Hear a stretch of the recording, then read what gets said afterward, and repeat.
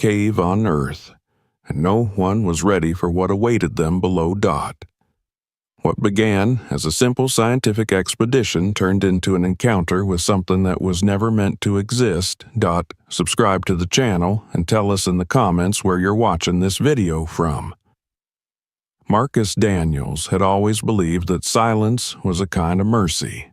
After years spent in the desert heat of Afghanistan, where every sound carried the weight of death, he had learned to crave quiet, yet it was that same silence that now haunted him.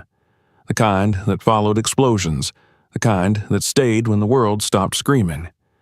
It was that silence that filled his apartment every night in Atlanta, where the ticking of the wall clock felt louder than artillery. He had turned 40 a few months ago, though he already carried the posture of someone older. The old scars on his shoulder, the stiffness in his left knee, the sleepless nights filled with flashes of sand and fire, they had shaped him into a man who no longer trusted peace.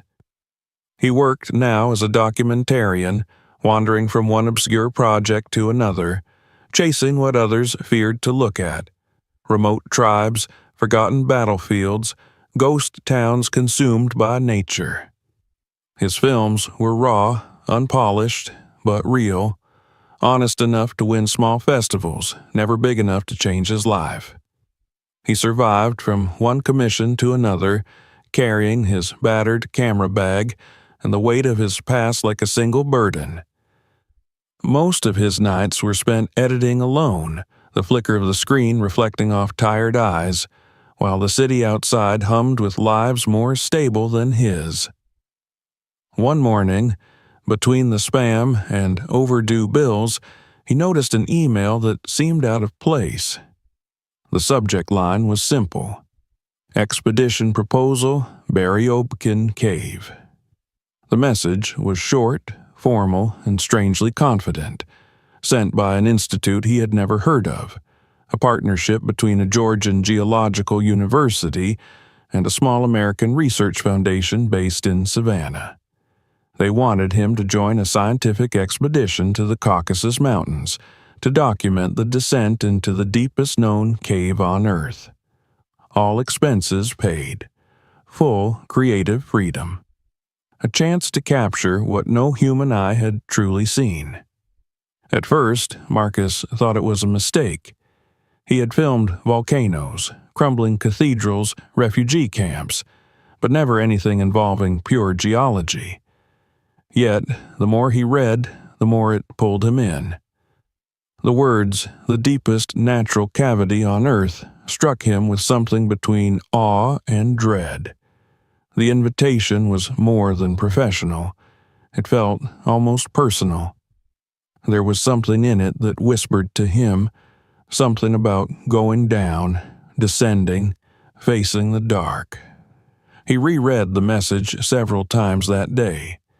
They mentioned a multinational team: Russians, Georgians, French, and 2 Americans, and the need for a filmmaker who could withstand extreme environments. They had seen his work from the Arctic, and his footage from the Afghan caves where he had once followed local shepherds. That was their reason for choosing him. Yet Marcus knew it was more than that.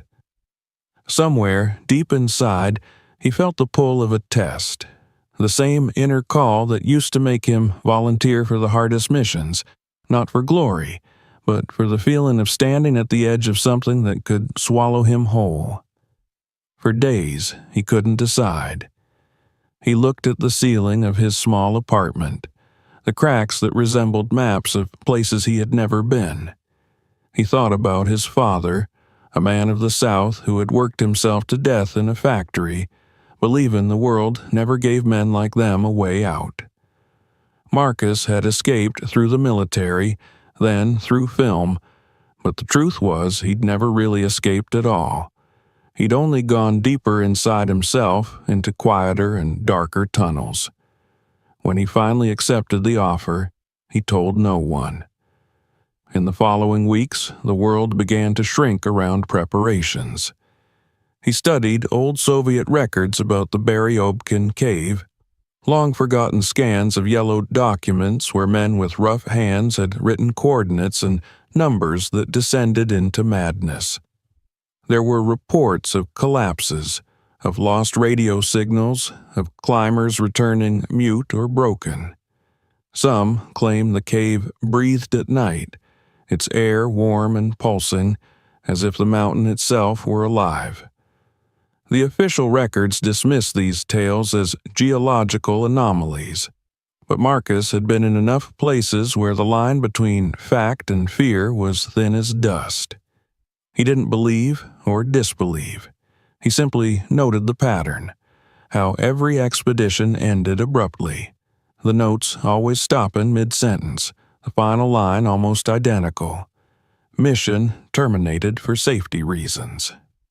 He began to dream of narrow passages and falling lights. In one of those dreams, he was crawling through a tunnel no wider than his shoulders, the camera shaking in his hands. Something moved ahead, unseen but present, and when he turned around, the tunnel behind him had vanished. He woke, drenched in sweat, his heart pounding, the sound of his own breath echoing in the stillness of the room. It took him a full minute to realize he was safe. Then he wasn't sure if safe was even the right word anymore.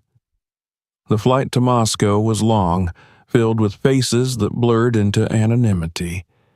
From there, he boarded a small, rattling plane to Tbilisi, then a military-style helicopter to a remote station near the Abkhazian border. The farther they went, the more the world seemed to peel away, leaving only raw landscape, mountains like sleeping giants, their white crowns hidden under fog. He watched from the window as rivers cut through the valleys that looked untouched by civilization. The noise of the rotors drowned out every other sound, leaving him alone with his thoughts. At the base of the mountains, the expedition's main camp waited. It was a cluster of tents and steel containers half buried in frost. The team that greeted him looked both professional and uneasy. There were 12 in total, scientists, engineers, and climbers, each carrying the calm of those who knew danger intimately. The leader was a broad-shouldered man named Demidov, a veteran of Russian cave explorations. His English was rough but clear, his eyes sharp and sleepless. When Marcus introduced himself, the man only nodded and said, "Here, the mountain decides who stays." In the days that followed, Marcus filmed everything. The supplies being unpacked, the testing of ropes and oxygen meters, the nervous laughter over freeze-dried meals. He noticed that no one ever looked directly at the cave's mouth. It loomed at the edge of the camp, a black wound in the pale rock framed by frost-bitten pines. Even the locals avoided it. One old shepherd, leathery and silent, refused to go near, muttering in Georgian that the mountain breathes and the breath kills. At night, as the temperature dropped and mist swallowed the camp, Marcus could hear the faint hum of wind moving through the entrance. It was not a normal sound. It was low and rhythmic, like a slow heartbeat muffled by miles of stone. He tried to tell himself it was an echo of air pressure changes, but something about its cadence felt deliberate. He found himself standing outside his tent for long minutes, camera in hand, listening to that impossible pulse until it seemed to match his own. When the morning of the descent finally came, Marcus stood at the mouth of the cave, the harness biting into his waist, the cold metal of the rope slick under his gloves. The others moved with routine precision, checking knots, adjusting lights, securing packs. His camera recorded the moment automatically, the red light blinking like a heartbeat in the dark. He felt the shift in air immediately, the warmth exhaling from within, a subtle mist curling outward like the breath of something vast and sleeping. It smelled of iron, of wet stone, and decay. For a brief second, as he pointed his camera into that blackness, Marcus thought he saw movement deep within, something faint and shifting, like water stirring in a pit. The light from his lamp reached only a few feet before it dissolved into total absence. He pressed record, zoomed in, and whispered the date and time for the log, but his own voice sounded foreign, thinner than usual, as though the cave had already begun to swallow it. Behind him, Demidov gave the order to move. One by one, the team disappeared into the dark, swallowed whole by the earth. When it was his turn, Marcus looked up at the pale sky one last time. It was gray and lifeless, the clouds hanging low, pressing against the peaks as if trying to seal the world above. He took a breath, tasting metal on his tongue, and stepped over the edge. The light from the surface vanished almost instantly. The rope groaned, the carabiners clinked against rock, and the sound of his own descent became the only rhythm that mattered. The temperature dropped for a moment, then rose again, a wave of heat from below brushing against his face. The deeper he went, the more he felt it, an invisible presence, watching, waiting.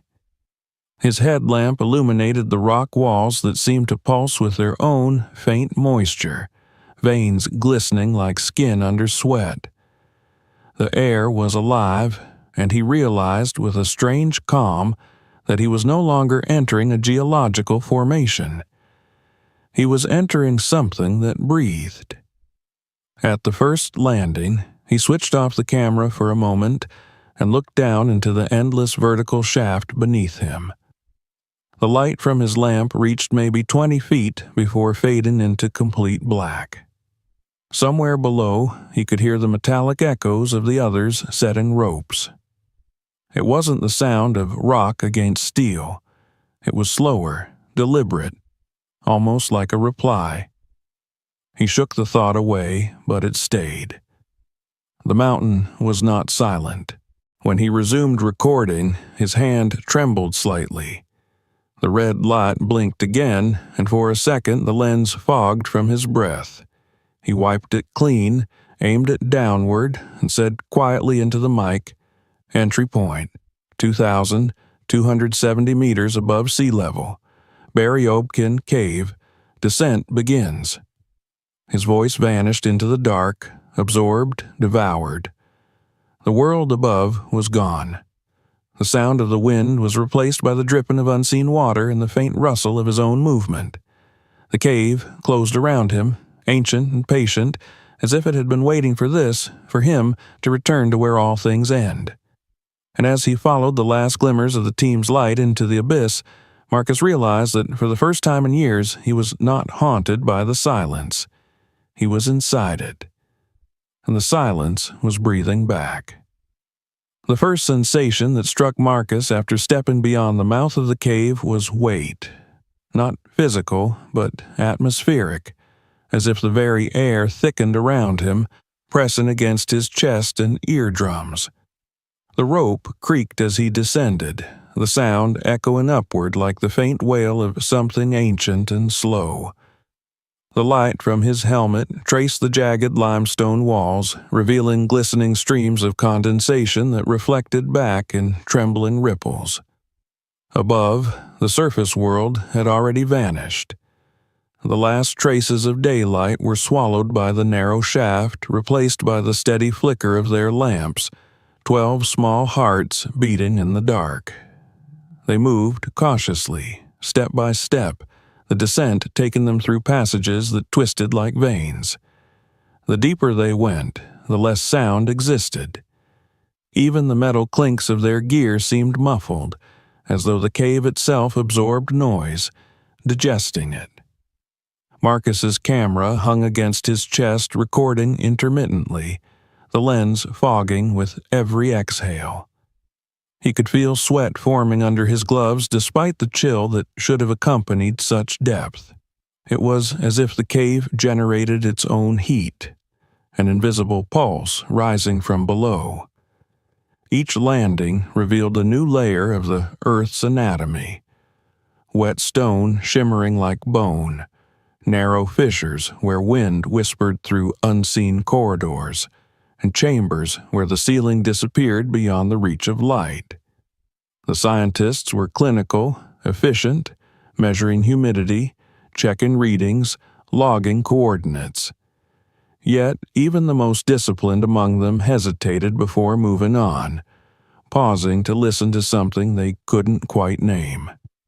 Marcus, trailing behind with his camera, captured those brief hesitations, the sideways glances, the flickers of unease, like a hunter cataloging the first signs of fear. By the time they reached the first base camp, nearly 400 meters down, Marcus's muscles ached, his shoulders throbbed, and a low ringing filled his ears. It was subtle at first, like the tinnitus he'd carried from his time in the army, but steadier, rhythmic, persistent. He tried to ignore it, telling himself it was the echo of dripping water. But when he turned off his headlamp to rest, the ringing grew louder, vibrating through the helmet strap like a slow hum. He tapped the side of his head, the universal gesture of denial, but the sound remained. The others set up tents, unpacking supplies and securing equipment against the slick floor. Demidov, the expedition leader, kept everyone focused, his voice deep and commanding in the stillness. "We move to the next stage at dawn," he said, though dawn meant nothing here. The only time was the ticking of their digital watches and the steady drip from the stalactites above. When the lights dimmed, the darkness filled every corner, so complete that Marcus could not tell whether his eyes were open or closed. He drifted in and out of shallow sleep, haunted by the impression that something was moving beyond the thin fabric of the tent. When he woke, the others were already preparing to descend farther. The smell in the air had changed. It was no longer the clean scent of stone and mineral, but something damp and faintly metallic, like iron rusting under water. He tasted it when he breathed through his mouth, a flavor of blood and soil. His camera picked up the shimmer of moisture on the walls, forming delicate patterns like veins. When he zoomed in to focus, he noticed grooves, deep scratches running vertically across the rock. They were long and parallel, carved with unnatural precision. He called one of the geologists over, a Frenchman named Laurent, who examined the markings under his flashlight. "Rock shift," Laurent said after a pause, his accent flattening the words. "Pressure lines." But Marcus had seen pressure fractures before, and these were different. They ran too evenly, and their direction was wrong, upward, not downward, as though something inside had clawed toward the surface. He didn't argue, only filmed the grooves for the record. The camera captured the fine sediment lodged within them, like dust trapped in the ridges of fingernails. They continued downward, crossing narrow shafts where the rock closed in so tightly they had to turn sideways to fit through. Each meter felt heavier, the air denser. By 600 meters, the temperature had risen slightly, an anomaly noted by the scientists but dismissed as a local heat pocket. Marcus felt sweat pooling between his shoulder blades, the back of his neck prickling. His breathing became shallow, not from fear, but from resistance. The air felt thicker, harder to draw in, as if it carried more weight than oxygen should. The radio signals began to falter. Static hissed through the headsets whenever they tried to contact the upper camp. The communication technician, a quiet Georgian woman named Irina, adjusted the frequency dials, her brow furrowed. "Signal bounce," she muttered, though her tone lacked conviction. Marcus filmed her face as she listened through the headset. Her expression was that of someone hearing not interference, but a whisper. She removed the earpiece abruptly, shaking her head. "It's nothing," she said, though her hands trembled as she reattached it. By the time they reached the next resting point at around 900 meters, fatigue had dulled their conversation. No one cracked jokes anymore. Even Demidov's voice had grown curt, mechanical. Marcus noted how everyone seemed to avoid looking too long into the tunnels ahead, how their headlamps darted away quickly, as if fearing to glimpse something waiting just beyond the reach of light. The deeper chambers amplified sound in strange ways. A cough from one corner might echo as a whisper from another. At one point, Marcus turned abruptly. Sure, someone had spoken his name, but there was no one behind him. He began to keep a personal audio log, recording fragments of his thoughts. "We are 950 meters below the surface," he whispered into the microphone. "The air feels alive. Not just warm, thick like it's breathing. Everyone's tired. The static on the radios doesn't sound random anymore. It has a rhythm." He paused, listening. The silence after his words was complete. Then, just as he was about to stop the recording, he heard a faint echo of his own voice. A playback from nowhere, slightly distorted, repeating the last line. "It has a rhythm." The sound faded like a sigh. He replayed the recording later, but the echo was gone. Only the steady hiss of empty air remained. He didn't mention it to anyone. That night, when the camp settled into uneasy rest, Marcus kept his light on. He reviewed the footage from the previous hours. Most of it was mundane. People climbing, measuring, logging data. But near the end of one clip, as Demidov led the group through a narrow crevice, Marcus noticed a movement at the edge of the frame. It was subtle, almost imperceptible. A dark blur passing across the far wall opposite their light sources. The logical part of his mind said it was a trick of shadows. The rest of him, the part that still dreamed of desert caves and unseen snipers, knew better. Something had moved against the direction of their light. He paused the footage, magnified the area frame by frame. The blur had no shape, no definite boundary, only motion. It was darker than the darkness around it, a shade that seemed to absorb light rather than reflect it. After a minute, he stopped watching. His hands were shaking, though the tent was warm. The next morning, they began the descent to the second camp. The passage narrowed into a vertical chute, forcing them to rappel one at a time. Marcus went third.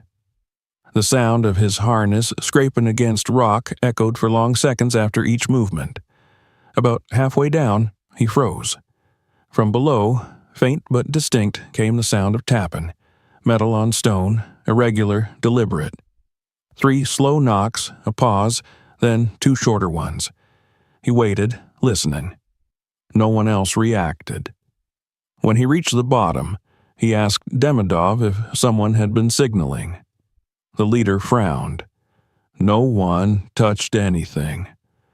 They pressed on, each meter stretching the silence tighter. At one point, the humidity became so thick that droplets formed mid-air, floating like condensation in a lung. Their lamps reflected off the moisture, scattering halos of light that pulsed faintly. Marcus's camera caught the effect beautifully, though he couldn't shake the sense that the halos moved slightly against the airflow, as though guided by something unseen. By the time they stopped again to rest, everyone was breathing heavier. The medic distributed electrolyte packets and anti-nausea pills. "It's just pressure," she said, but her own voice was unsteady. Marcus drank from his flask and stared at the rock wall opposite him. The grooves were back, fresh as if newly cut. He ran a gloved finger along one and felt the rawness of the edge. The stone was still damp, as if whatever had made the mark had done so recently. He looked over his shoulder, the beam of his light slicing the darkness. no one was near. The last entry in his log that day was almost a whisper.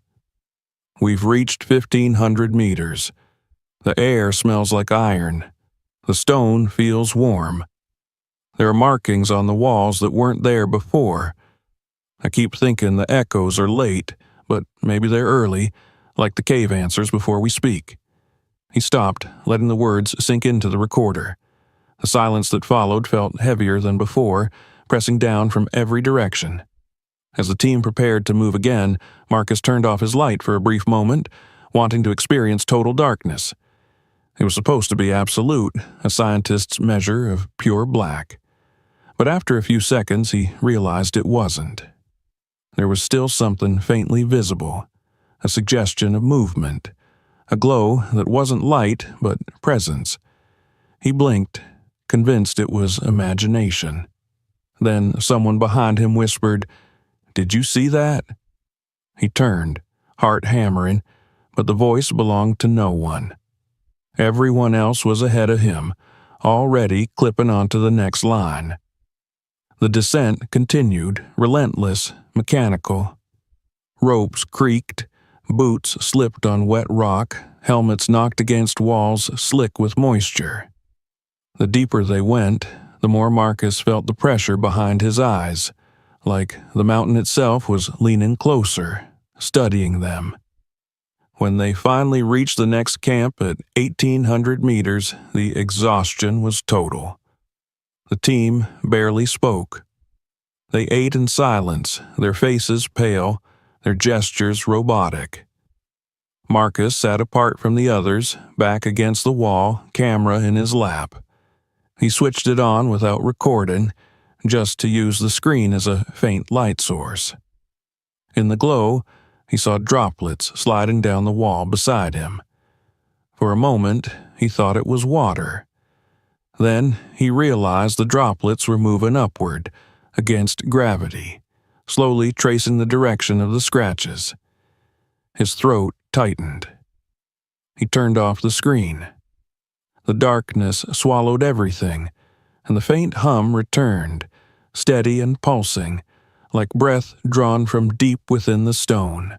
When he finally closed his eyes, the image of the moving droplets stayed behind them.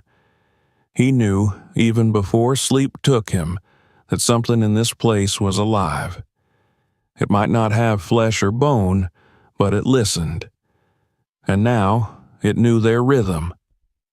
By the time the third day began, the line between waking and sleeping had blurred into something indistinct.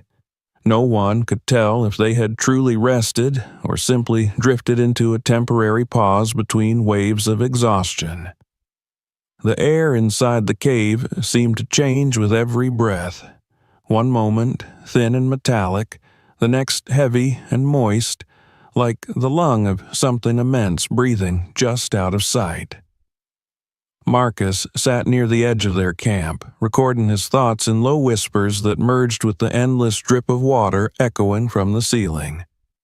The sound of his own voice felt fragile here, easily devoured by the stillness. The lights from their helmets cast a dull amber over the walls, enough to show that the limestone glistened with a sheen that wasn't just water. There were faint streaks of red embedded in the rock, mineral traces perhaps, though Marcus could not shake the feeling that they looked disturbingly like veins. Every so often he would glance at them and imagine he saw them pulse, but he told himself it was fatigue. Everything here was an illusion of movement. The stone shifted when you blinked, the shadows changed their edges when you looked too long. The team's mood had darkened. The jokes and laughter that had marked the first day were gone. Even Demidov's commands had become quieter, delivered with clipped precision, as if he feared his voice might stir something in the walls. They moved mechanically, tightening ropes, checking sensors, speaking in monosyllables. The human presence felt temporary now, a brief flicker of noise swallowed by the patience of the mountain. When the incident with Victor happened, it was almost expected, though no one said so. He was the youngest of the group, a Russian speleologist who always walked ahead with restless energy, humming old songs to himself. That morning, his humming stopped. They found him sitting on the ground beside the narrow corridor that led to the next shaft. His lamp was still on, pointed at nothing. His breathing came fast and shallow, and his hands trembled on his knees. When Demidov crouched beside him, Victor didn't move. His eyes were open, staring straight ahead, but unfocused, as though he were watching something none of them could see. Marcus turned his camera on out of habit. The frame caught the entire moment. The silence, the flicker of headlamps, the distant drip of water. Victor began to murmur, barely audible at first. The words were in Russian, but Demidov translated in a whisper. "He says, we're not alone here." The phrase hung in the air like mist. No one spoke after that. They'd decided to bring Victor back to the previous camp, but even as they secured him to the rope line, his muttering continued. His head turned toward the rock wall, and his eyes followed something invisible moving there. When they finally carried him upward, his voice faded until it became indistinguishable from the echo of their own steps. The team gathered to discuss what had happened, but the conversation quickly devolved into unease. The French geologist, Laurent, insisted it was oxygen deprivation. The medic agreed, citing exhaustion, dehydration, and sensory disorientation. Yet Marcus saw doubt in all their faces. They had prepared for those things, measured for them, and none of the data supported the explanation. Still, no one wanted to admit that fear had already entered their ranks. When the camp settled again, Marcus lay awake, listening. There was a new sound now beneath the dripping water and the faint hum of air currents. It was softer, lower, almost imperceptible, a vibration, steady and rhythmic. It reminded him of something biological, the faint hum of a heartbeat heard through stethoscopes during his time filming in the field hospitals. He pressed his ear against the rock beside him. The vibration deepened, became clearer. It wasn't coming from the surface or from machinery. It came from the stone itself. He woke abruptly later, unsure if he had slept or merely drifted. The sound was gone, but a thin fog clung to the floor of the chamber, swirling faintly around the equipment. The others were still asleep. The mist wasn't normal. It shimmered faintly when light touched it, like dust suspended in liquid. When he ran his gloved hand through it, the fog parted, revealing fresh moisture on the floor beneath, forming tiny rivulets that traced upward along the rock. He told himself it was condensation, though he'd never seen it behave like that. When morning came, or what passed for morning by their watches, the mood was brittle. Demidov announced they would push forward to the next section. No one argued. They packed in silence, each movement deliberate, mechanical. As they advanced, the corridors grew tighter, the air heavier. The sound of dripping water followed them like footsteps. Every few meters, Marcus filmed, his camera light cutting narrow cones through the black. On one of the walls, he noticed new scratches. These were deeper than before, each one about the width of a finger. They trailed upward in uneven arcs, converging toward a single point near the ceiling. He reached up with the camera, zoomed in, and saw something lodged between two of the scratches, a fragment of material darker than the surrounding rock. He scraped at it gently. It came loose easily, leaving a smear on his glove. It wasn't stone. It was softer, like keratin. He said nothing, slipping it quietly into a sample bag. Later, as they rested before descending into the next shaft, Laurent approached him. "You noticed it too," he said quietly, eyes darting toward the ceiling. "The marks, they're fresh. They weren't there before." Marcus didn't answer. Laurent gave a small, bitter laugh. "I keep telling myself it's rock movement, pressure. But rocks don't make marks that look like this." He tapped his notebook where he had drawn the pattern, a spiral of lines converging upward as though something deep below was struggling toward the surface. That night, they heard the first whisper. It happened while they were reviewing footage, sitting around the dim glow of their lamps. The radio crackled faintly, a hiss of static. Then, through it, came a sound that froze everyone mid-breath. It wasn't speech exactly, not yet. It was a low murmur, a series of soft tones, too rhythmic to be random interference.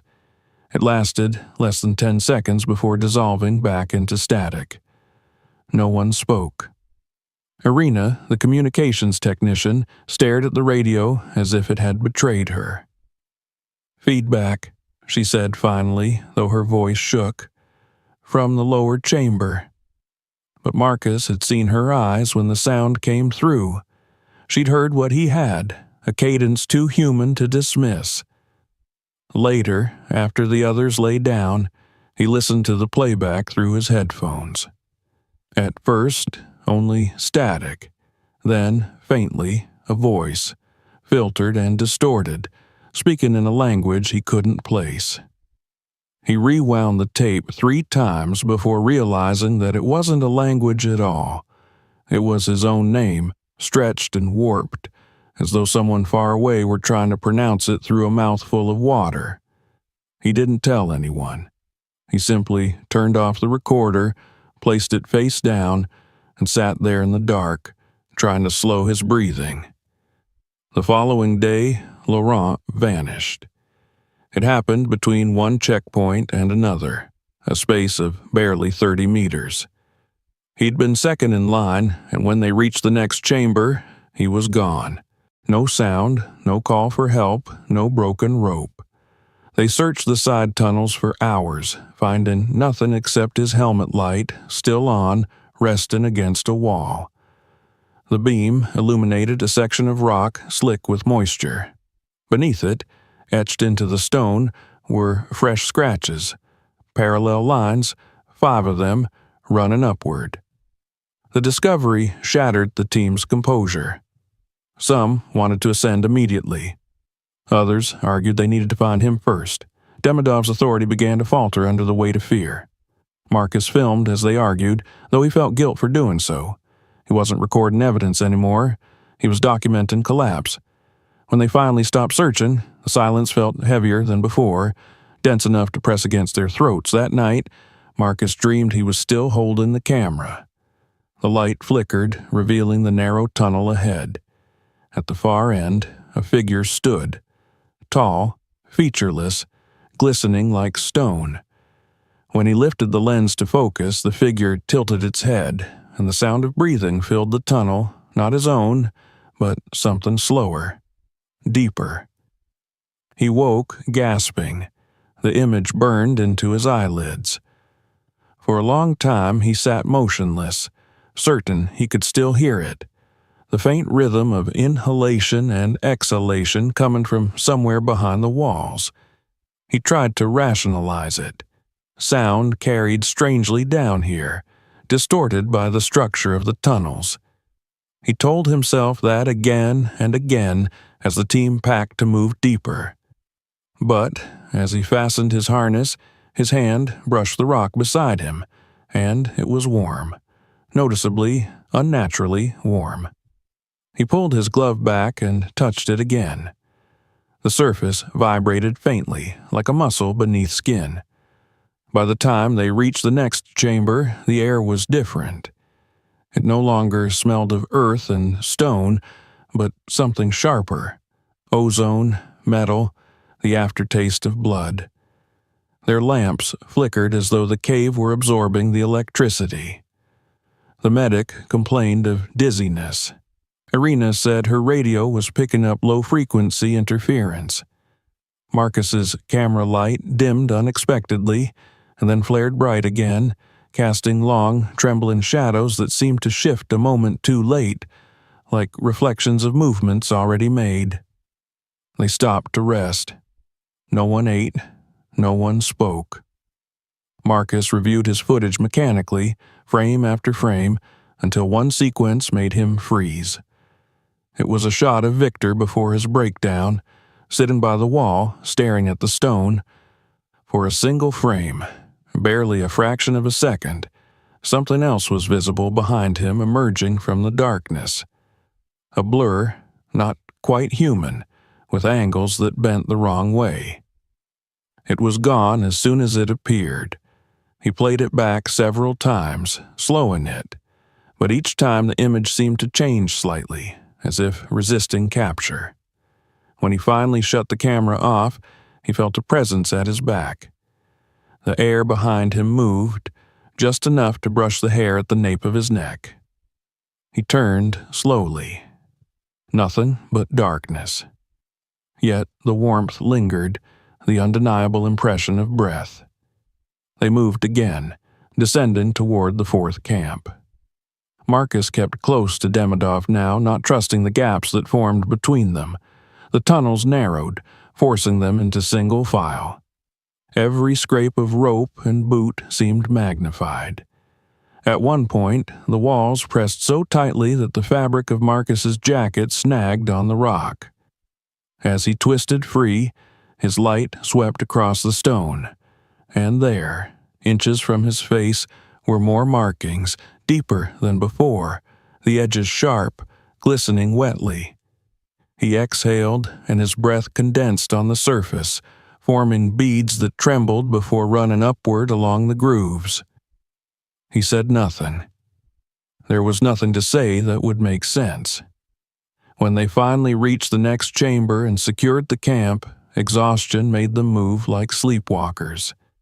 No one mentioned Laurent, or Victor, or the whispers, but when the lights were dimmed and the others tried to rest, Marcus could still hear faint voices drifting through the stone, like conversations held in another room. The words were indistinct, yet their tone was unmistakably human, curious, questioning, almost tender. He pressed the recorder against the wall and waited. The voice came again, a whisper that seemed to rise from deep below. "Why did you come here?" The words were soft, stretched, almost sighing. When he pulled the recorder away, his hands were shaking so violently he could barely turn it off. He didn't sleep that night. He sat with his back to the wall, the camera in his lap, watching the others breathe. At some point, the rhythmic vibration returned beneath him, matching the rise and fall of his chest.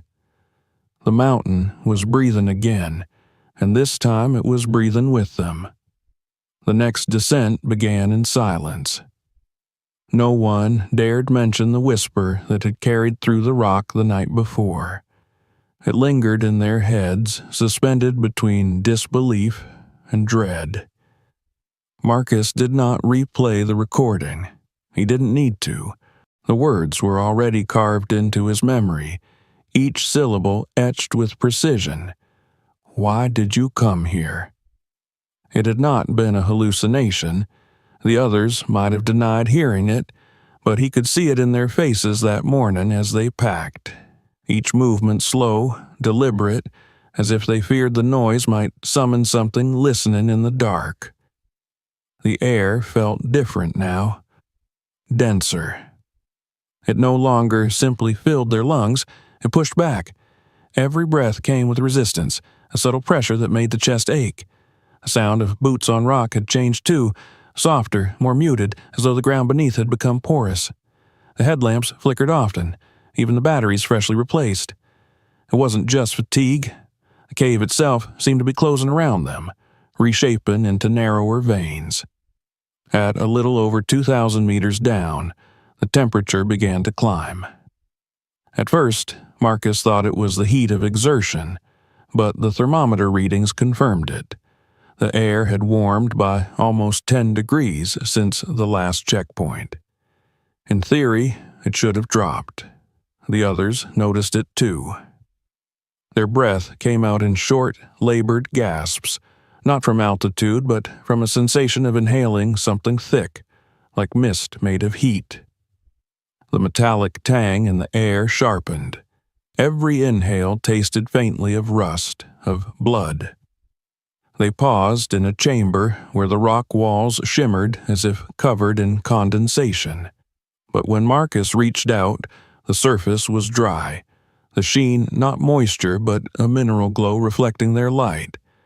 Demidov ordered a brief rest. The team gathered near the equipment packs, sitting on coils of rope. No one spoke. Laurent was gone, Victor gone. Every missing face left a hollow that words could not fill.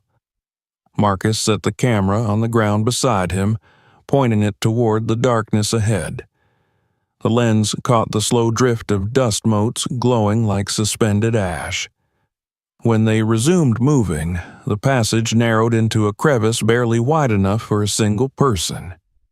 They crawled through, one at a time, dragging packs behind them. The sound of scraping metal and fabric echoed ahead, disorienting in its delay. Marcus was fourth in line. The rock pressed against his sides, his breath shallow, heartbeat loud in his ears. The heat increased steadily. Sweat gathered on his neck, trickling down into his shirt. Somewhere behind him, Irina muttered a prayer in Georgian under her breath, her voice trembling. The words faded quickly, devoured by stone. Then came the smell. Stronger now, unmistakable, iron and something organic, the raw scent of decay masked beneath the mineral dust. Marcus felt it before he recognized it, an instinctive tightening in his gut. It wasn't the sterile odor of earth. It was the smell of something that had once been alive. He kept moving, the camera mounted on his chest still recording.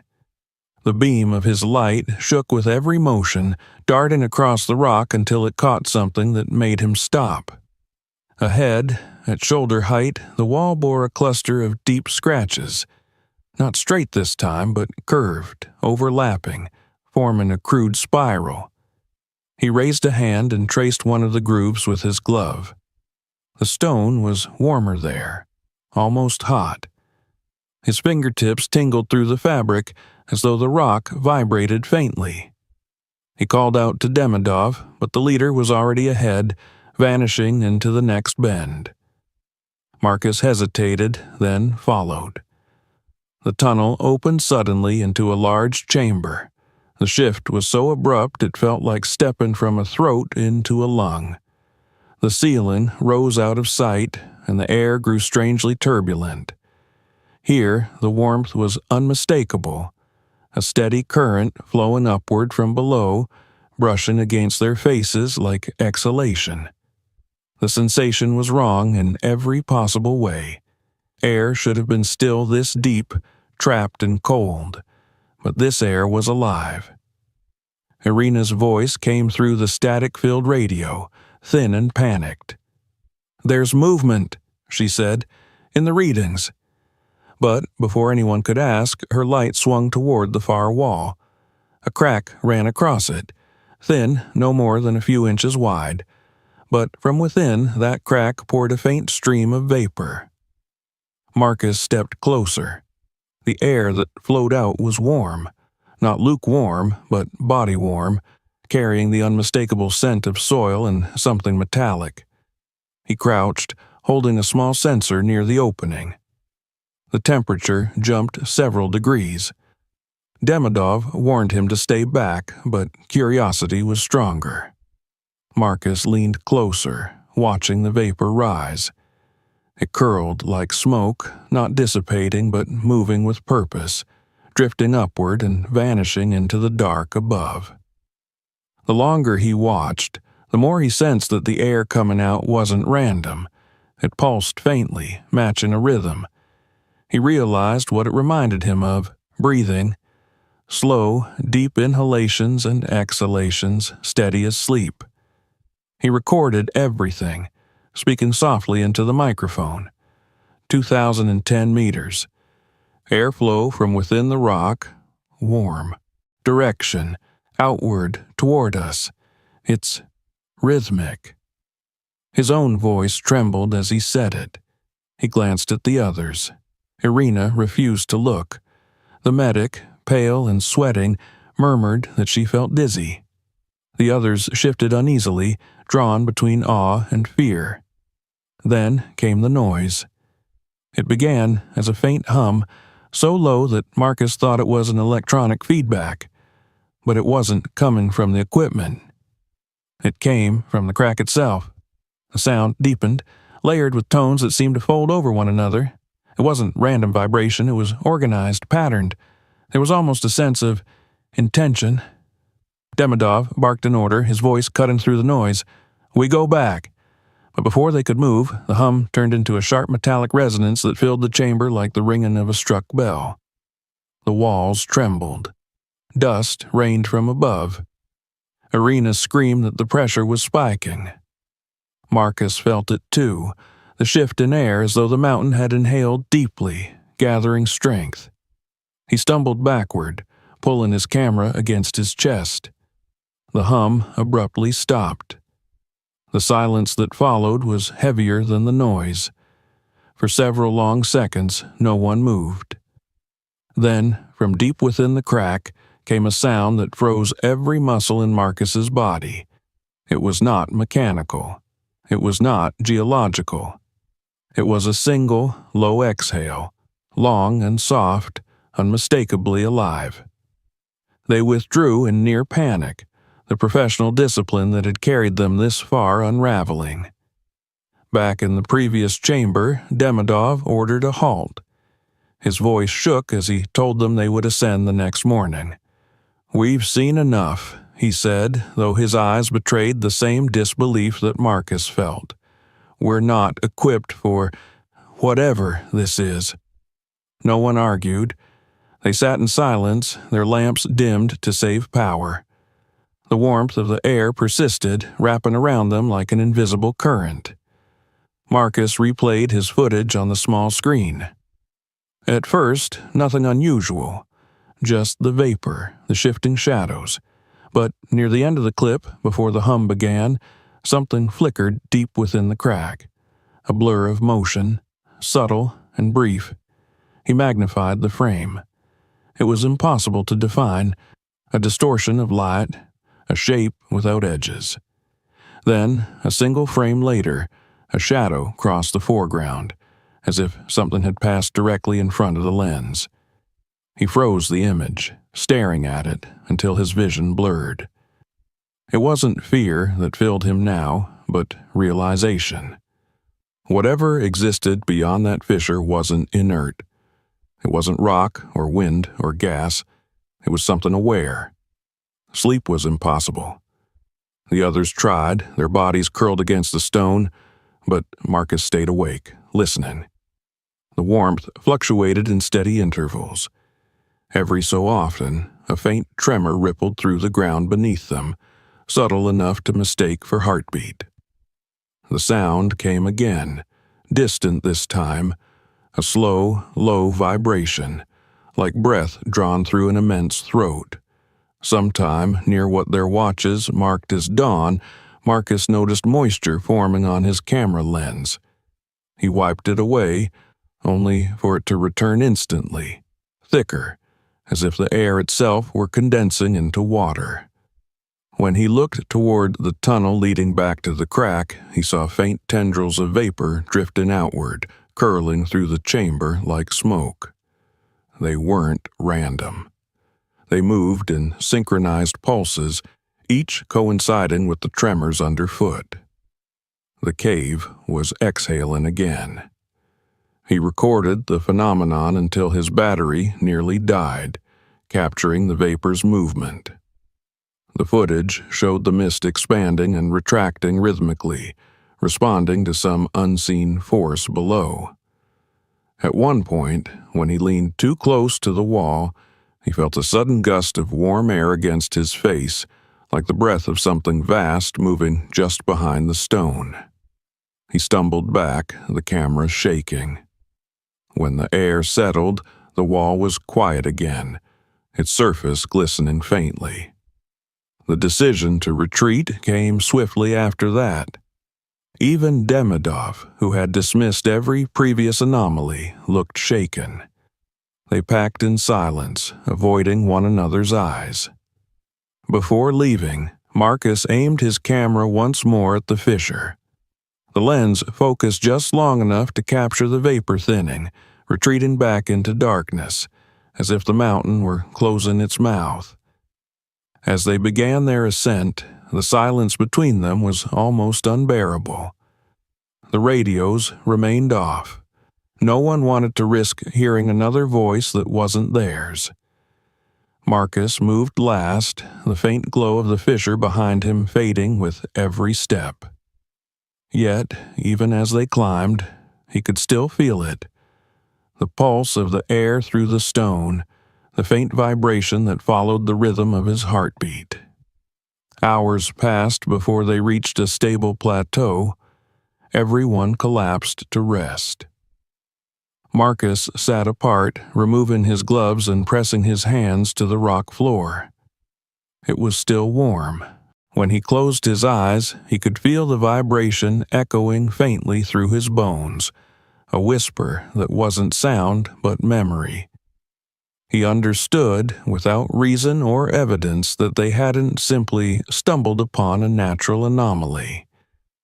They had awakened something that had always been there, buried deep, patient and ancient, waiting for a disturbance.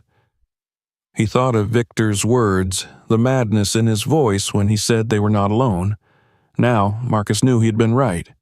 The warmth around them wasn't random, it was awareness, observation. The cave was not inert matter, but a living system, and they were inside it, tiny organisms moving through its veins. When he finally drifted into a shallow, restless sleep, his dreams were filled with the sound of slow, steady breathing. It followed him upward, through endless tunnels, through the twisting shafts of rock, always behind him. Never closer, yet never gone. When he woke, the warmth had lessened, but the impression remained. The mountain had inhaled once more. It was waiting. They resumed the climb to the next station in the early hours. The group spoke little, their faces drawn and pale. The scent of metal still clung to their clothes, stubborn and persistent. As they moved, Marcus felt the weight of his camera pulling against his chest, heavier than before, as if the device itself carried part of what it had seen. Each click of the carabiner, each sound of rope sliding through the anchor points, was met with the same slow echo, an echo that no longer felt like sound rebounding off stone, but like an answer. When the faint glow of the higher chamber finally appeared ahead, Marcus exhaled in relief. But before he stepped into it, he glanced once more into the blackness behind them. The vapor had vanished completely. The fissure was silent. Yet he couldn't shake the certainty that the warmth they had felt had not been lost. It had simply moved, following them upward through the rock, patient as a breath drawn and held. He turned off the camera. For the first time, he didn't want to record. Some things, he realized, were not meant to be remembered in images. Some were meant only to be felt, to linger in the lungs like air that had been borrowed from something else and would one day have to be returned. They began their retreat in silence, carrying with them the heat and breath of the cavern like invisible passengers. No one spoke about the fissure or the exhale that had rippled through the chamber. The event had stripped them of words, leaving only the steady, mechanical rhythm of survival. Every movement upward felt heavier than before, not because of gravity, but because the mountain seemed to resist them now, as if the very stone wished to keep them inside. The ropes trembled under their hands, their echoes vanishing too quickly into the dark. Marcus followed last again, his camera swinging against his chest. He no longer looked through the lens. The act of filming now felt obscene, as though pointing it into the shadows might invite something to look back. The warmth of the previous chamber clung to him, radiating through his clothes like fever. The taste of metal was constant, thick on his tongue. He moved without thinking, one boot after another, the rope cutting into his gloves, the flicker of the headlamps above him shrinking to a faint glimmer. The cave-mouth changed as they climbed. The air grew thinner, but not colder. The rock pressed closer, its walls slick with condensation that shimmered faintly under the lights.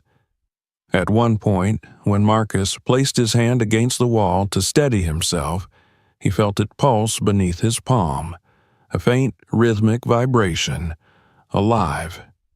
He jerked his hand away, his heart pounding, but when he looked again, the stone was still. He told himself it was fatigue, the blood in his own veins echoing through his bones. Yet the unease stayed. They reached a section where the tunnel narrowed to a steep shaft. Demidov went first, hammering in anchors, his movements deliberate but slower than before. The others followed one by one. The sound of their metal clips striking the rock filled the shaft with a hollow rhythm. When Marcus attached his line and began to climb, the vibration returned, stronger now, traveling up through the soles of his boots. It was not the tremor of distant machinery or shifting stone. It was too steady, too measured. Each pulse came like a slow heartbeat, matching the rhythm that had haunted them since the fissure. Halfway through the ascent, a sound cracked through the silence, a metallic groan, followed by a deep rumble. Dust rained from above. Someone shouted, their voice swallowed by the echo. Then came the shattering noise of rock breaking free. The shaft convulsed, and for an instant Marcus felt weightless. The world tilted.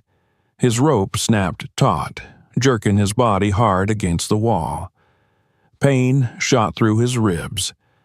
A cascade of stone thundered down, crashing past him. Lights flickered, then vanished one by one. When the rumble stopped, he realized he was hanging in total darkness. The only sound was his own ragged breathing.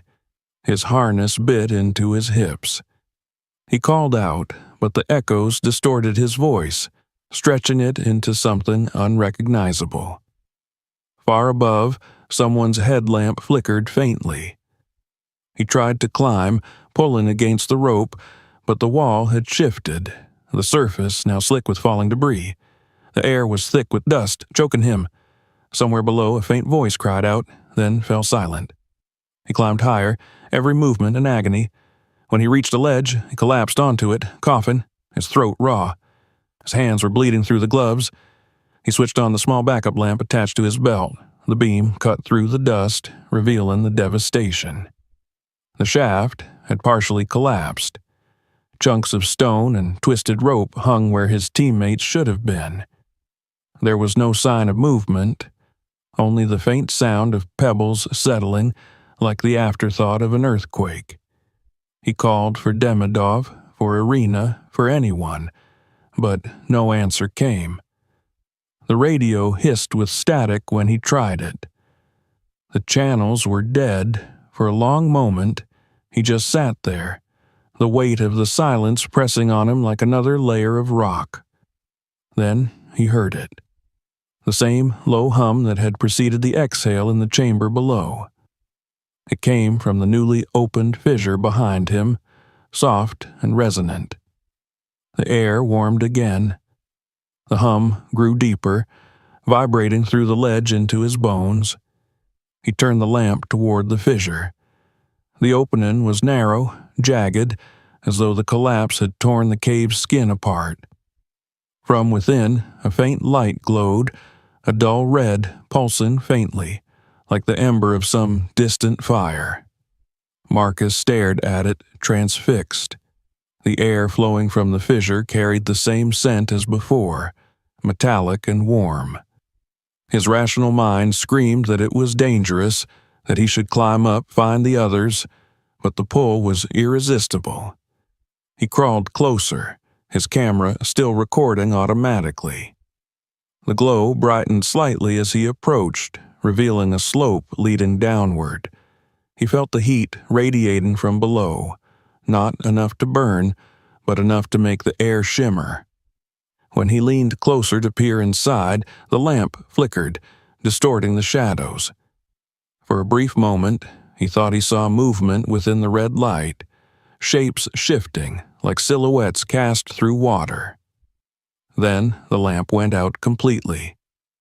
Darkness swallowed him. The hum deepened, turning into a resonance that filled his head, vibrating in his teeth. His pulse quickened. Then, beneath the hum, came another sound, a faint dragging, as though something immense were moving through the tunnels far below. The sound climbed slowly, deliberate, not like falling rock, but like something crawling. Panic broke through the trance. Marcus scrambled backward, slipping on the loose stones. His hand struck the wall, sending a shock of warmth through his skin. He turned and began to climb again, his breath coming in gasps. The light above flickered. Someone was alive. Relief surged through him. He shouted, the sound cracking in his throat. The light grew brighter. It was Irina's voice that answered faintly, trembling. "Marcus, are you—" Her words were cut off by a sound so unnatural it froze him in place. It was a low moan, drawn out and echoing, neither human nor mechanical. The walls quivered in response. Then everything fell silent again. He climbed until his arms burned, reaching the next ledge where Irina and another survivor, Alexei, the engineer, waited. Both were covered in dust, their faces pale, their eyes wide and hollow. Demidov was gone, buried somewhere below. No one spoke of retrieving him. The silence between them was agreement. They had to move. The air smelled even stronger of metal now, and there was a faint warmth rising through the shaft as though the mountain itself were exhaling beneath them. They found a passage leading upward, partly collapsed but navigable. Irina went first, crawling through the debris. Marcus followed close behind, his headlamp lighting the narrow path. Every few feet he glanced back. The red glow from below had not faded. If anything, it seemed brighter now, spreading faintly across the rock, reflecting off the walls in a soft, pulsing shimmer. When they finally emerged into a wider corridor, they stopped to rest. Alexei sat with his back to the wall, shaking uncontrollably. His lips moved, but no sound came. Irina whispered that he was in shock. Marcus checked his pulse. It was erratic, rapid. The man's eyes were unfocused, staring into the dark as though he still saw something moving there. Marcus waved his hand in front of Alexei's face. No response. Then, slowly, Alexei raised his trembling hand and pointed toward the wall opposite them. Marcus turned the light. The wall was slick with moisture, glistening faintly. Then, as he watched, droplets began to form patterns, thin streams of water that traced upward, defying gravity, converging into lines that resembled claw marks. He stumbled back, the beam trembling. Irina gasped, covering her mouth. The lines deepened as they watched, as if something on the other side was pressing against the stone. Then the motion stopped. The wall went still. The only evidence was the sheen of moisture left behind. They moved on, faster now, driven by instinct. The tunnel sloped upward, but each step seemed to lead them deeper into something unseen. The vibration followed them, faint at first, then stronger. The hum turned rhythmic again, matching their footsteps. At one point, Marcus felt the ground shift beneath him, not with the randomness of a tremor, but with purpose, like the slow inhale of a sleeping creature disturbed. Hours passed, though time no longer meant anything down there, before they reached another vast chamber. This one was different. The air was stiflingly hot, the walls glistening as though coated in sweat. In the center stretched a shallow pool of black water, still and glass-like. Vapor rose from its surface, forming slow twisting shapes that almost resembled faces when caught by the light. Marcus approached cautiously, shining his beam across it. He could see no bottom. The reflection of their lights rippled like the movement of eyes watching from beneath. Irina whispered that they should go around it. Marcus nodded, but before they could move, Alexei stepped forward abruptly, drawn as if by a magnet. He stopped at the water's edge, staring down into it. Marcus reached for him, but before he could speak, Alexei stepped into the pool. The water accepted him silently, swallowing him in seconds without a splash. Irina screamed his name, falling to her knees, her voice echoing wildly around the chamber. The surface of the pool quivered, then stilled. There was no trace of him. Marcus pulled her back, his mind blank with disbelief. The water was motionless now, the vapor rising in slow coils. The hum that had followed them ceased completely, replaced by a silence so deep it hurt the ears. Then, from beneath the surface, came a single ripple, spreading outward in perfect circles. The air thickened, pressing down on them. The pool began to tremble, and in its depths something shifted, something vast. He didn't wait to see it. He dragged Irina by the arm, half carrying her toward the far exit. She sobbed as they ran, the sound echoing like laughter twisted by distance. The ground trembled again, stronger this time, and a wave of heat swept through the tunnel behind them. The air shimmered, carrying the unmistakable sound of breath drawn through the water. They reached a narrow slope leading upward. Marcus climbed first, pulling Irina with him. The vibration followed, crawling through the stone. At one point, the slope collapsed beneath his feet, sending him sliding into a lower crevice. He hit the ground hard, pain exploding through his leg. His light landed several feet away, casting long shadows across the new chamber. It was smaller, circular, the walls slick with moisture. He tried to stand, his leg trembling. Then he saw it. The center of the chamber opened into a pit, perfectly round, filled with dark water like the pool above. The surface rippled, not from his movement, but from something stirring beneath.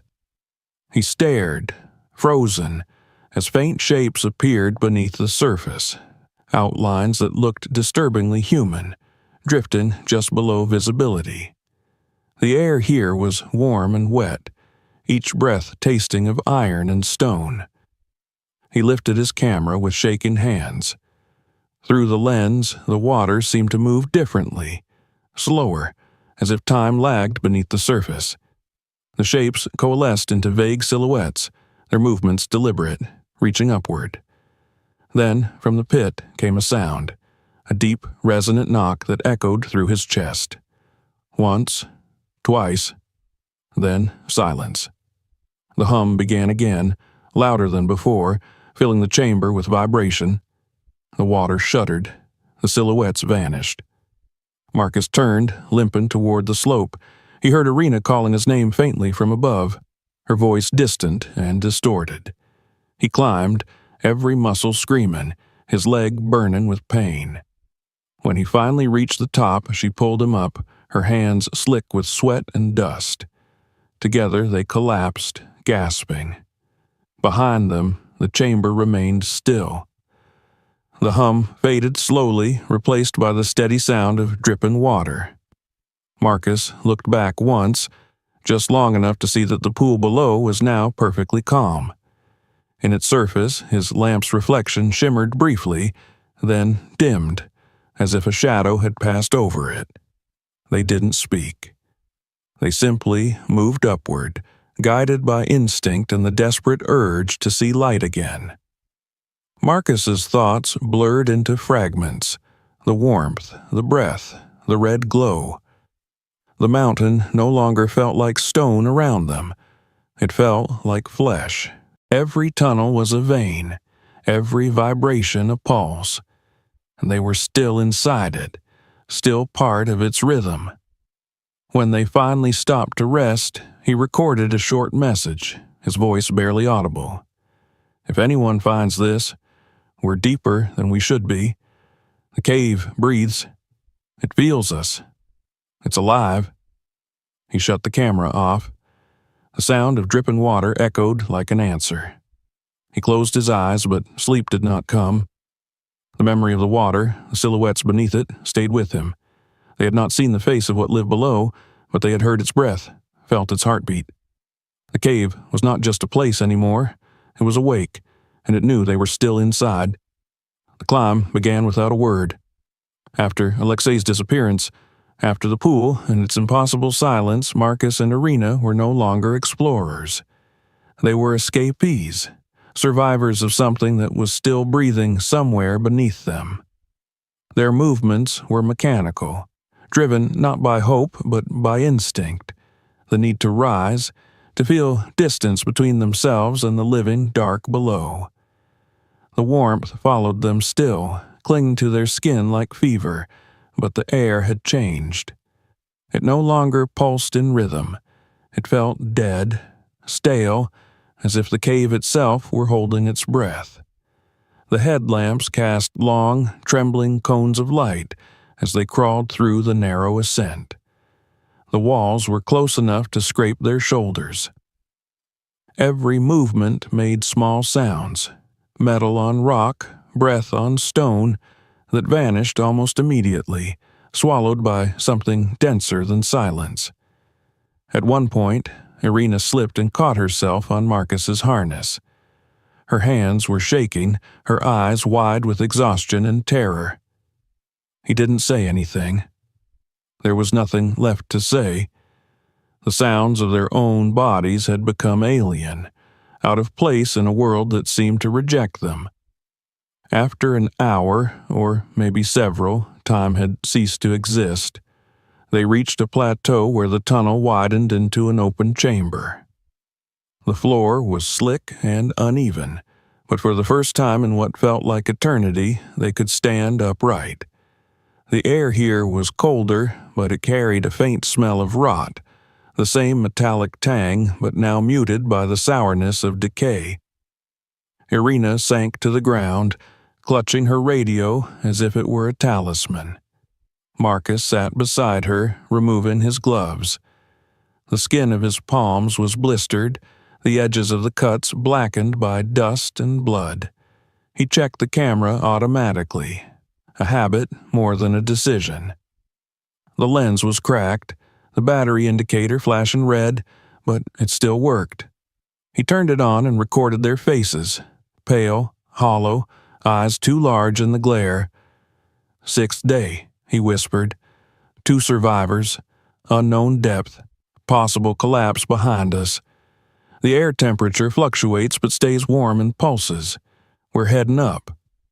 His voice sounded wrong, flat, drained of emotion, as if it belonged to someone else. He stopped recording without finishing. Irina turned on her radio again. Static filled the chamber, thick and constant.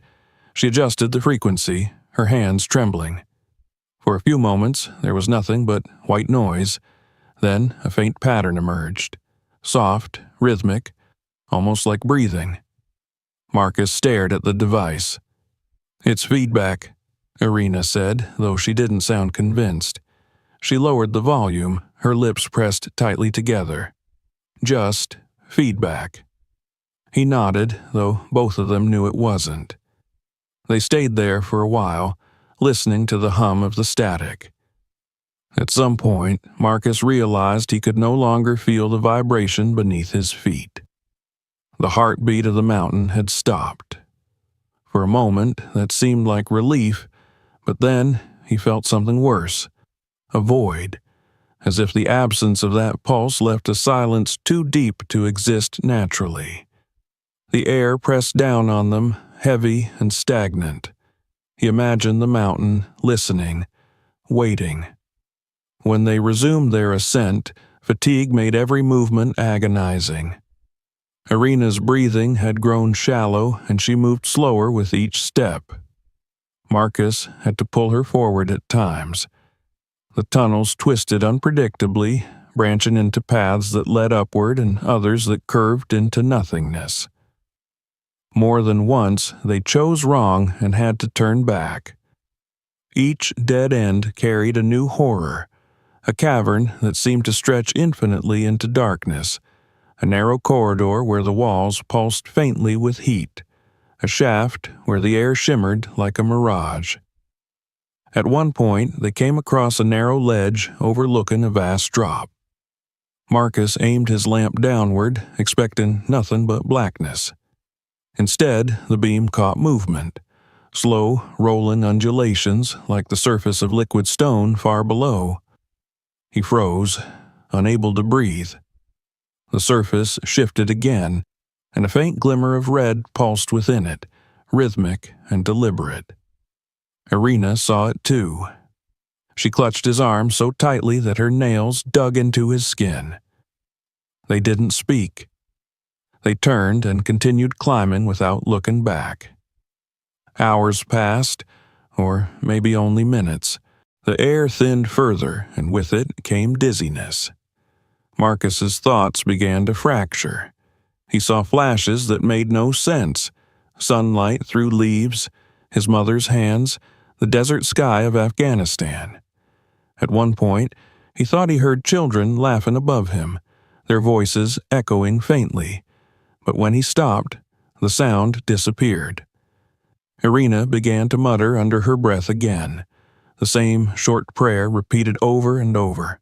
The words blended with the scraping of their boots, forming a dull rhythm that held them together. Eventually, they found another chamber, smaller than the rest, shaped like a hollow sphere. The air here was different, fresher, cooler.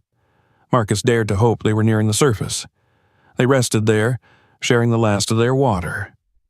Irina leaned against the wall, her eyes half closed. Marcus watched her breathing, shallow but steady. For a moment, he believed they might actually make it out.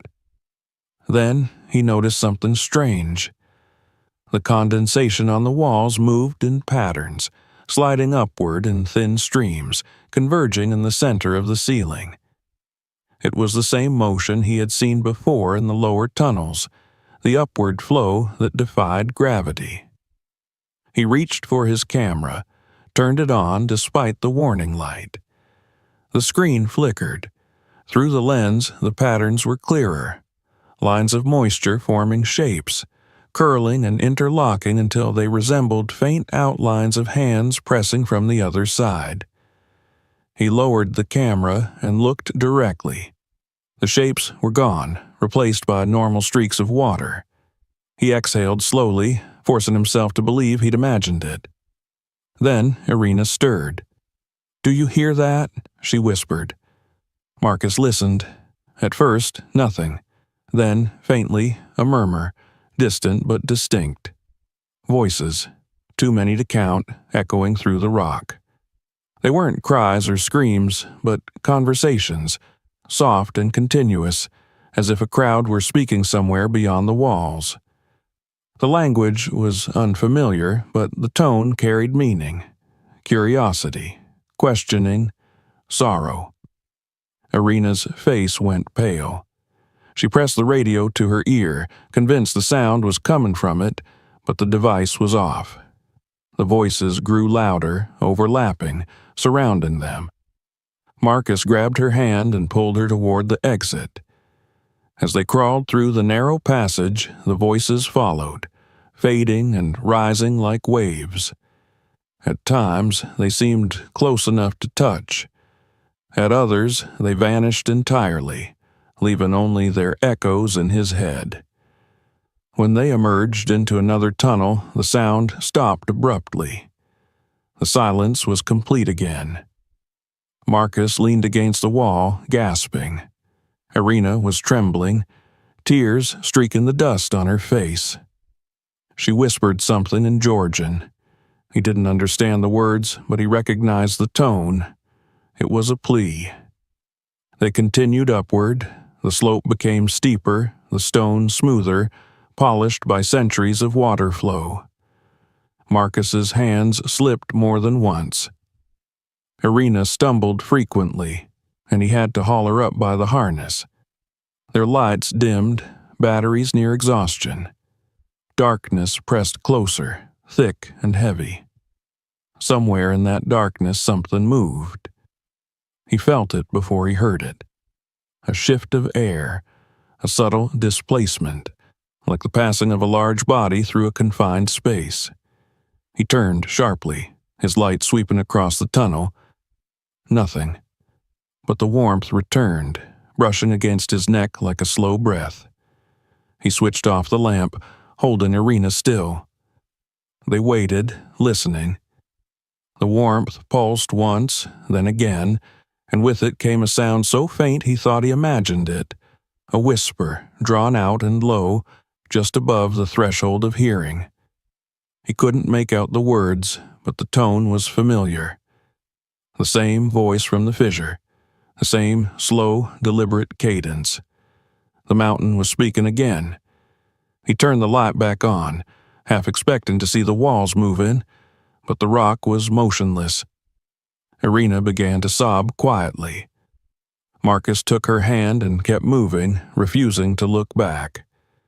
They followed the slope until the air grew cooler again, until their lungs no longer burned with heat. The change was gradual, imperceptible, but real. Hope returned in cautious fragments. When the next chamber appeared, it was smaller, irregularly shaped, its floor littered with fragments of broken equipment, rusted carabiners, torn ropes, an old flashlight whose battery had long since corroded. Marcus recognized the make. It was Soviet, decades old. He realized that they were walking through the remnants of an older expedition, maybe one of those who had vanished years ago. The sight filled him with a strange dread. The objects were covered in dust, but the arrangement was wrong. They weren't scattered randomly. They were aligned neatly against the wall, as if placed there intentionally. Irina picked up a helmet. Its visor was cracked, the inside blackened by something that wasn't dust. She dropped it quickly. They moved on without speaking. The realization followed them like a shadow. Someone or something had gathered those artifacts. The air pressure changed again, the temperature dropping sharply. Their breath became visible in the beam of the lamps. For the first time in hours, Marcus felt the unmistakable chill of the upper layers of the cave. He almost smiled. They might actually reach the surface. The thought gave him a surge of strength. Irina noticed it too. "We're close," she whispered. "It's colder." Her voice cracked on the last word. They climbed faster, following the narrowing tunnel that spiraled upward. A sound of dripping water returned, rhythmic and steady. Marcus began to recognize the smell of earth, fresh, damp, real. The world above was near enough to taste. He could almost imagine the wind, the light, the sky. The hope was so tangible that it blinded him to the change that came next. The radio on Irina's belt crackled suddenly to life. The static was loud, sharp. They froze. Through the noise came a sound. A single word, distorted but clear. Marcus's name. He stared at the device as the voice repeated it, soft and elongated, not hers, not any humans. Marcus. The sound stretched, bending into a sigh. Irina turned it off, her hands shaking. "Don't," she said, "don't answer it." They kept climbing, faster now, almost running. The tunnel narrowed again, forcing them into a crouch. The air grew colder with each meter, but behind them the warmth returned, slow and steady, rising through the stone like pursuit. The mountain was breathing again, exhaling up through the tunnels toward them. The lights flickered violently. Marcus could feel the vibration through his hands, the same rhythm that had haunted them since the beginning. It was coming closer. When they reached the final chamber, the ceiling opened into a narrow vertical shaft. Faint drafts of cold air descended from above. The surface couldn't be far. They tied their last rope and began to climb. Marcus went first, the rough stone biting into his palms. Every few feet, he glanced down to ensure Irina was still behind him. She was, her face pale in the flickering light. The air grew colder still, almost freezing now. He dared to believe they would see daylight within the hour. Then came the sound, the low, hollow resonance that had become the cave's voice. It rose from the depths, vibrating through the rope, through their bodies, through the stone. Irina screamed his name. He looked down. The light from her lamp was shaking violently, the beam dancing across the walls. She was frozen, staring into the darkness below. The rope trembled between them. "Climb!" he shouted. She didn't move. Then the light went out. He called her name again, voice cracking. No answer. The silence returned, deep and absolute. He hung there for several minutes, waiting, calling, pleading, but there was nothing. At last, he climbed upward alone, every motion a prayer. His hands were numb, his body exhausted, but he didn't stop until he felt the air grow thin and cold and still.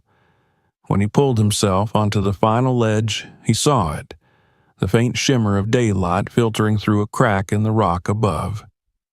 It was gray and dim, but it was light. He collapsed onto the stone, gasping, tears streaming down his face. He was alive. The mountain had let him go. Hours later, when rescuers found him wandering near the ridge, he didn't speak. He couldn't. His clothes were torn, his camera clutched tightly in one hand. They carried him down to a base camp where he sat motionless, staring at nothing.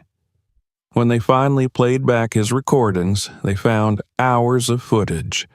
Shadows, vapor, walls that seemed to breathe.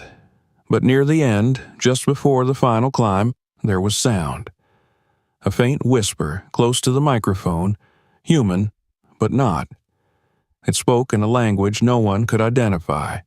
Only one phrase repeated clearly enough to understand. "You woke us." After that, the footage cut to black. The authorities sealed the area within weeks, citing safety concerns. Official reports spoke of cave-ins, toxic gases, and psychological stress. Marcus gave his statement mechanically, repeating what they wanted to hear. Collapse, disorientation, hallucinations. But in the quiet of the hospital room, when the lights were dim and the machines hummed softly, he could still feel the warmth rising through the floor beneath him. Sometimes, when the night was especially silent, he thought he could hear it again. The slow, steady rhythm, the mountain's breath, waiting for him to return. Marcus Daniels never dreamed anymore, not in the way he used to, with scenes and memories, people and voices. What came to him in the nights after his rescue were not dreams but returns, darkness and sound, depth and warmth. He would wake soaked in sweat, the room silent except for the faint throb of his pulse, and for a few seconds he wouldn't know whether he was still underground. It was always the air that betrayed him, the flat, still air of a hospital ward that lacked the weight and breath of the mountain. That, and the fact that the silence above the earth was somehow more unbearable than the one below. Weeks passed before he could walk again without the tremor in his hands. His body recovered faster than his mind. Doctors spoke to him gently, their voices carefully neutral, the way one speaks to men who have survived something they shouldn't have. They called it post-traumatic shock. They said isolation, sensory distortion, and deprivation could make the mind fabricate entire realities. They suggested therapy, medication, and distance from anything resembling caves. Marcus nodded at all of it. He agreed with everything they said. He lied. When the foundation that had funded the expedition came to debrief him, they arrived as a pair. One Russian, one American, both too polite, both asking the same questions in different accents. What had he seen? What had caused the deaths? How had he survived the collapse? He gave them the same story he had rehearsed: partial structural failure, disorientation, loss of communication, suffocation risk, panic. He described falling rocks and losing his teammates in darkness. He described crawling through debris and finding a way upward by instinct. He left out the hum, the warmth, the breath, the voices. He left out Arena's scream. When they asked for his camera, he handed it over, though his grip lingered on it longer than necessary. It had become a relic, the only piece of that world he still trusted. They promised to analyze the footage and return it. They never did. He didn't expect them to. He was moved to a quiet facility outside Tbilisi for observation. The walls there were white, the windows narrow. At night, the building made soft noises as it cooled, the crack of metal, the whisper of pipes. Every sound reminded him of the cave. He began to measure his time not by clocks, but by breaths. The mountain had taught him that everything living had a rhythm, even stone. Sometimes, when the orderlies entered his room, he would ask them to pause and listen. "You hear that?" he'd whisper. They'd look around, confused, and shake their heads. The silence for them was empty. For him, it pulsed. The nightmares changed as the days lengthened. They no longer began in darkness. Instead, they began in light. A gray, colorless light that seemed to hum faintly. He would be standing at the edge of a fissure, watching the vapor rise, and somewhere deep below he could hear movement. Not chaotic, not violent, methodical, deliberate, like something stirring after centuries of sleep. Sometimes it spoke, the words indistinct, but the tone was the same one he had heard through the radio. Not anger, not cruelty, but curiosity. The same question always reshaped in new ways. Why did you come? He started to write again, filling notebooks with sketches and fragments. Maps of tunnels he had memorized, notes about temperature changes, about the rhythm of the vibrations, about the way sound behaved differently below certain depths. The staff thought it was therapy, a way of externalizing his trauma. They didn't know that he wasn't documenting memories. He was charting a pulse. Each night, when he placed his hand on the metal frame of his bed, he could feel it faintly, a vibration so deep it seemed to come from the bones of the earth. One evening, weeks after his transfer, a visitor came. She introduced herself as Dr. Karen Weller, a geologist from a research institute in Germany. She said she had worked with the same foundation that funded the Barry-Obkin expedition. She carried a file in her arms, worn at the edges, and a quiet, patient smile that didn't reach her eyes. She spoke softly, carefully, as though every word was being measured. "Mr. Daniels," she said, "you're not the only one who's heard it." He stared at her, unsure what she meant. She opened the file. Inside were photographs, grainy black and white images of caverns, fissures and subterranean lakes. They were older than his expedition, labeled in Russian and Georgian, some dating back to the 1970s. Several showed carved markings on stone, spirals, and upward lines like the scratches he'd seen deep below. She turned one photo toward him. "This was taken during the Soviet survey of the same cave system," she said. "They sealed it afterward. Officially, they claimed flooding. Unofficially—" She hesitated, then looked at him directly. "They reported acoustic anomalies, rhythmic vibrations that caused hallucinations. The team leader wrote in his notes that it was not sound, but intent." Marcus said nothing. His throat felt dry. She studied him for a long moment, then slid another page toward him. It was a transcript, typed, faded.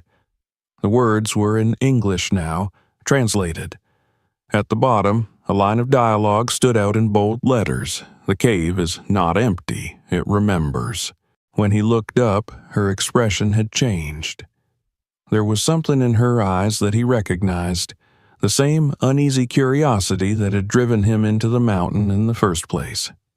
"You felt it too," he said quietly. She nodded once.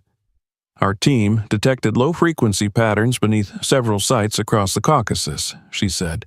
"Always the same pulse, spaced evenly. It's not seismic. It's not man-made. It moves." The meeting ended soon after. She thanked him, left her card, and promised to stay in touch. But that night, Marcus couldn't sleep. The conversation had awakened something he'd tried to bury. He stared out the window into the darkness, imagining the earth beneath him, layer upon layer of stone, the unseen tunnels stretching for miles, breathing, shifting, listening. He pressed his hand against the wall. The pulse was there again, faint but certain. He knew then that the mountain hadn't let him go. It had released him deliberately. Within a month, he was discharged from the facility. The doctors considered him stable enough to return home. He moved back to Atlanta, though home was too generous a word for the one-bedroom apartment that felt like a shadow of his former life. The noise of the city overwhelmed him at first. The constant hum of traffic, the drone of air conditioning, the chatter of unseen neighbors. He found himself drawn to quiet spaces, the park at dawn, the empty laundromat at night. He carried the habit of listening wherever he went. He tried to rebuild. He edited old footage, accepted minor freelance work, even answered a few calls from journalists curious about the man who survived the world's deepest cave. He told them nothing real, only what they wanted to hear, about darkness, about isolation, about fear. But at night, when he replayed his surviving fragments of footage, he heard things no one else noticed. Beneath the static and echoes, a pattern persisted, a faint hum pulsing steadily in the background. Once he isolated it, amplified it, he realized it wasn't random. The intervals were too precise. It was breathing. The discovery consumed him. He converted his apartment into a makeshift studio, covering the walls with maps and sound graphs. He worked for hours at a time, syncing the rhythm from his footage with geological data from other cave systems. The pulse appeared everywhere, in recordings from Asia, South America, even deep-sea hydrophone readings. Always the same tempo, always faint but constant. It was as if the planet itself carried the memory of that breath. One night, while comparing frequencies, his speakers emitted a sudden distortion, a low, rolling vibration that filled the room. It wasn't the recorded sound. It was live. The walls trembled slightly, the lights flickered. He froze, every muscle tense. Then, through the noise came something new. A whisper. It was soft, stretched thin by distance, but clear enough to understand. "You left too soon." He shut everything off and sat in the dark for a long time. His heartbeat refused to slow. In the following days, small disturbances began to appear.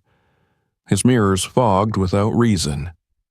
The floors of his building creaked in slow, rhythmic intervals, though no one was walking. Once, late at night, his neighbor knocked to ask if he was using a generator. "There's a vibration," the man said, frowning. "It feels like it's coming from your apartment." Marcus apologized, promising to check. When the neighbor left, he stood still in the center of the room and listened. The pulse was back, steady as ever. He began to understand what it meant to be marked by the mountain. It wasn't a scar one could see or a memory one could suppress. It was resonance. The mountain had not followed him. It had become part of him. The hum he heard wasn't external anymore. It was internal, fused to the rhythm of his own heart. In late autumn, he received a letter without a return address. Inside was a single page, no words, only a spectral image printed faintly in gray. It looked like an audio waveform, symmetrical and continuous. At the bottom, in neat handwriting, were 3 words: "It's wakin' again." He didn't sleep that night. He didn't even try. Instead, he packed a small bag, the essentials only: camera, batteries, notebook. The next morning, he bought a one-way ticket to Tbilisi. The clerk at the airport didn't question his silence or the distant look in his eyes. He was calm now, completely calm, as though the decision had been made long ago. When he reached the foothills of the Caucasus, winter had already begun to settle. Snow clung to the pines like ash. The old access road to the research base was closed, its gate rusted and chained, but he walked around it easily. The path was familiar, the scent of cold air mixed with iron and pine needles. The higher he climbed, the quieter the world became. Even the wind seemed to pause, as if afraid to disturb what slept beneath. By dusk, he reached the ridge where the cave entrance had once been sealed. The barrier of concrete and steel remained intact, but the mountain around it had shifted. Cracks ran through the surface, and from one of them, faint tendrils of vapor rose into the night air. The sight filled him with a strange peace. He placed his hand on the stone. It was warm. He sat there for a long time, camera beside him, recording the darkness. There was no fear now, only the steady rhythm of something ancient moving far below. When the first tremor came, a slow, deliberate shiver through the ground, he smiled. The mountain hadn't called him back to destroy him. It had called him back to remember, to listen, to bear witness. And as the vapor thickened, curling around him like breath, Marcus closed his eyes and whispered the only words that mattered. "I hear you." The ground pulsed once, softly, almost tenderly. Then the night grew still again, and the mountain exhaled. They descended into the deepest cave on earth, and no one was ready for what awaited them below. What began as a simple scientific expedition turned into an encounter with something that was never meant to exist. Subscribe to the channel and tell us in the